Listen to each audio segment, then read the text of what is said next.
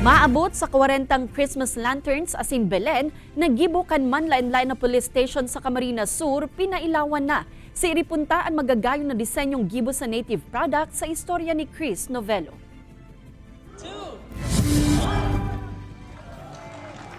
Paskong Pasko na ang vibe sa Provincial Command kan Camarines Sur Police Provincial Office. Ini makalis pa ilawan na ang maabot sa 40 Christmas lanterns asin Belen. Nagibo kan mga personahe kan kapulisan sa manainlain na police station sa probinsya. Magaganda naman po ang mga Belen, mga colorful po, and na-showcase naman po ang mga Filipino tradition.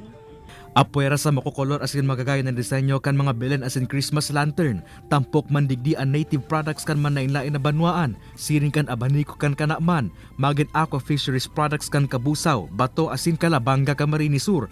Pagpapahiling subot ini kan espiritu kan Kapaskuhan sa ibong kan mga pinag-agihan ngunya na taon.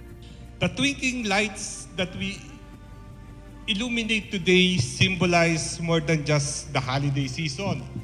They represent the brightness of hope, the warmth of compassion, and the spirit of togetherness that transcends among boundaries. Bukas man nini sa publiko na perfect pasyaran kan bilog na pamilya. Ianunsyo man sa maabot na Desyembre ang mga ganang police station sa may pinakamagayon na Christmas lantern asin Belen. Kay Balan si Carlo Abunita, Chris Novello, Balitang Bicolandia.